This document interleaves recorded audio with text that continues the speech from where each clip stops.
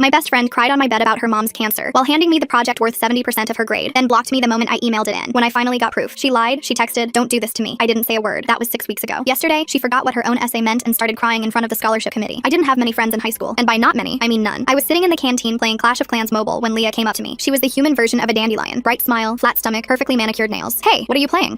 Just a game that I like." I was scared of her judging me until she took out her phone and showed me her base. She was the first person that I'd talked to all year, and I kept waiting for the other shoe to drop, but it never did. Leah had so many friends, but never took more than 2 hours to text me back. She wasn't ashamed of me, and any photos she took of us together always went on her Instagram story with a "You Get Me So High" song in it. So when she texted asking for help with her homework answers, I spent twice as long on my worksheet to make sure that they were right before I sent them, because I might be ugly, chubby, with no riz, but I was blessed with one thing, and that was my intelligence. I had a 4.2 GPA and never found school that hard, but I knew other people did. So sometimes after a test, I'd say, "I definitely failed," even when I knew I got all the answers right just to seem relatable. So when I sent Leah the answers and she got an A, she practically fell in love with me, LOL. "Thank you, thank you, thank you," she exclaimed before wrapping her arms around me. "Do you want me to tutor you? I'm pretty good." "Yes, you are the freaking best." From there, all our hangouts became study sessions, and her GPA went from a 2.4 to 3.7, except it wasn't because she was getting better. You see, Leah was gifted in every area but focus or work ethic. She swore she has undiagnosed ADH and TBH. I believed it. She couldn't sit still without tapping her leg, is the definition of the YAP-atron 5000, and anytime she got a phone notification while trying to study, her brain would completely switch off. The girl was incapable of doing anything without zoning out, but she was my best friend at the time, so I wanted us to go to the same college and be friends for life. So I did what any girl's girl would do in that situation. I started doing her assignments for her. Nothing crazy. Just an algebra function here, an English essay question there. It wasn't until one day when Leah called me in tears that I had to up my game. "Can I come over?" she asked, voice shaking. I immediately said yes. So there we were, sitting on my silk bed sheets when she broke the news. My mom has stage 3 cancer. As soon as I caught sight of the tears pooling in her eyes, I started crying too. The room was silent for a while. When the tears subsided, I took my phone out and started playing Skibidi Toilet on YouTube to lighten the mood. This actually worked, and soon we were both laughing so hard our ribs started hurting. I should have known no one goes from crying to laughing that quickly. That's when she took out her book bag and started working on her project. It was the one that counted towards 70% of our final English grade, her worst subject. "Leah, I can do your project for you," I offered. Immediately, her entire face lit up like I'd never seen before. "Really?" She said it like it was a question, but she was already handing her project over to me. For the next few weeks, I was completely swamped. Between my workload, Leah's project, and Leah's other assignments, I barely had time to go to the bathroom and take a shot without worrying about school. But even through hospital visits and taking care of her mom, Leah was supportive. Every night, she ordered me my favorite on DoorDash, Wingstop with a bottle of Simply Lemonade. I didn't see her much though, but I just figured she wanted some alone time. Fair enough. Fast forward to the day when it was time to present our projects. It was the first time Leah had come into school in weeks. No one but me knew about her mom, and rumors were spreading that she was in Turkey getting implants. But I knew the truth, or so I thought. When she came in, I expected to see a girl barely hanging on by a thread. Messy hair, smudged mascara, puffy eyes, but Leah looked better than ever. And I never looked at her butt before, but I could hear everyone whispering about how it definitely looked bigger. When we locked eyes, I mouthed to her that I had emailed over her presentation, and she did the heart shape with her hands. And since it was high school, and people always gossip about something, I figured Leah had told me the truth until school ended. Because right there was her mom with freshly dyed platinum blonde long hair, obviously new lip filler, extremely glowy skin. "Surprise! I came to pick you up," she announced from the driver's seat of her car. I slowly turned to Leah, who was chewing her fingernails. She knew there was no talking her way out of it, so she got in the car without saying a word, and her mom drove off. When I checked my phone, I saw Leah had blocked me on everything. That's when the realization hit me. Her mom never had cancer. Our entire friendship had been a ploy for her academics. Leah wasn't some friendly, misunderstood, clueless girl. She was a dumb HE, and dumb HEs